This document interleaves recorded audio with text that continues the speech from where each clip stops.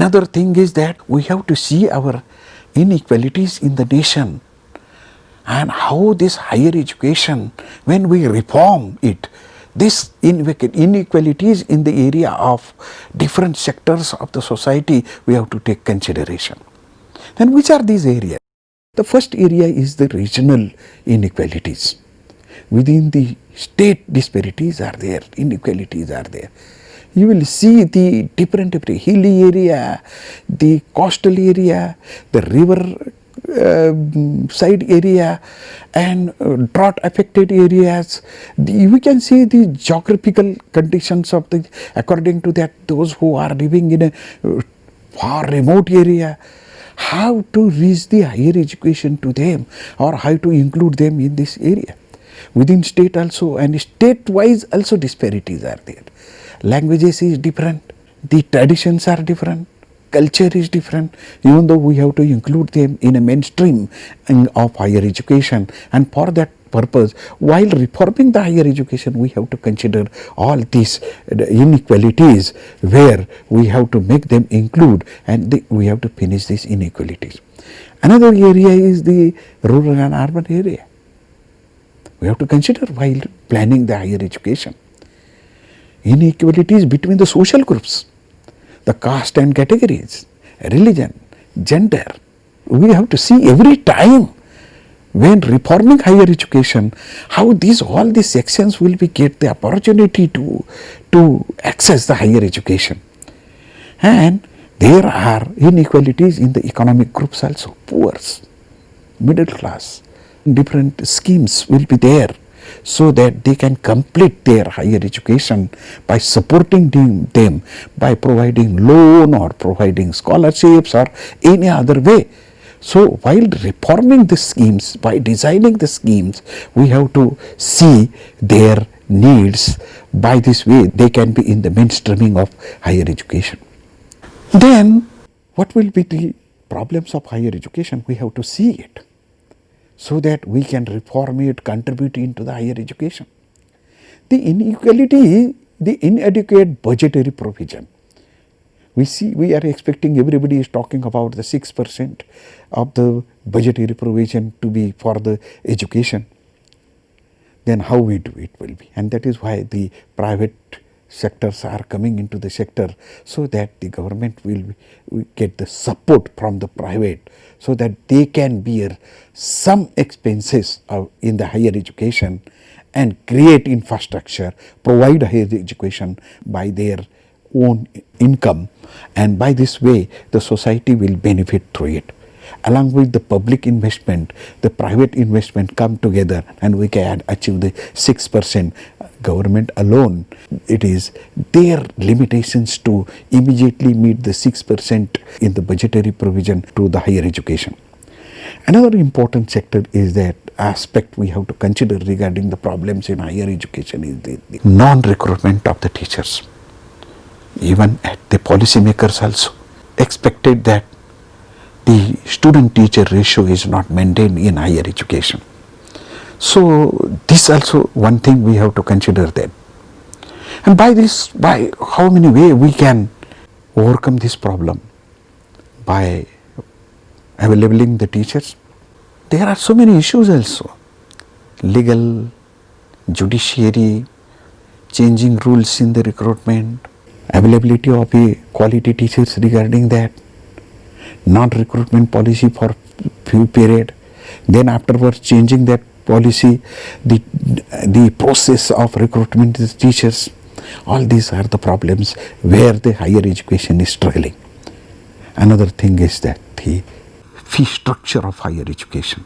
Fees, and day by day the higher education is becoming the costlier. As the private sector enters, the cost per head of the student is the key for the deciding the fees.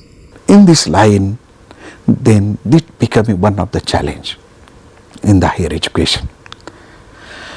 How to available the funding to the students, then the educational loan, that is also easily available loan to the needy students to pursue their higher education. is also one of the things we have to consider. And we know that the fee structure is going to change very differently. We have very different fee structures. Foreign students, NRI students, out of state student, management quota, merit students, payment sheets, regular students, socioeconomic students, poverty, below poverty students.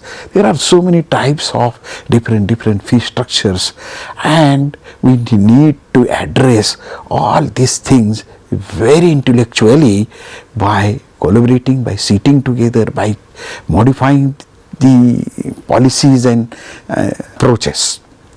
The fees of different atoms, and when somebody is admitting to the college as a teacher, you should be aware of what type of fees are actually the student has to pay. The application fee, registration fee, lab fee, exam fee, tuition fee, mark statement fees, fees for certification, and lot many fees there are. At least the teacher should be aware that when he was student he had paid, but the day by day again he become a teacher and the new fees are introduced, and what type of fees the student has to be pay, that teacher should be aware of that. This is the one thing, and at your own, at least you see the challan of any admitted student, how many types of fees the student has to pay at the time of the registration. Then we can see that which is unnecessary fee, which is the imposed fee, which is necessary fee. That debate we can do it and find out the way through this. Another thing challenge in the fee structuring is that the uncontrolled increase in fees. There are private sectors, there are autonomous institutions, and even though the government want to control the fee structure, but there are some new heads are created, and through that the uncontrolled fees are collected. And introduction of a self-financing courses, again there are a self-financing fee structure is totally different, and it is sometimes very high. Then how the affordable poor students, though he is willing to join this, and we have to debate on this. We have to come together on this, and we have to see that. And for this purpose, I am awareing all of you that what type of fees are there, what type of student according to that fees are different fees he has to pay. Self-finance fee structure, how it is different from the regular aided fees. Teachers should be aware this course is in this model. That is why we are paying attention of the teachers towards the fee structuring, nature of fees and all these things. Regarding the recruitment of the teachers, there are so many different types of recruitment are now coming in the names. The contractual, regular, then contractual, different Shikshan Mitra, Shikshan Sevak, there are different names are given. That also, what is the scenario of the teachers who are entering into the higher education system. The existing teacher should be aware of this. You may be in one of the contractual or regular mode or any other mode, because as the education is in the state and central's list, both policies, the central and state policies are enacted there, and according to that recruitment is there. But we are only saying that at least what type of the teachers recruitment policies are there. Every time the policies are changed, what are the existing policies, what are the new policies are coming, teachers should be of higher education should know it very well.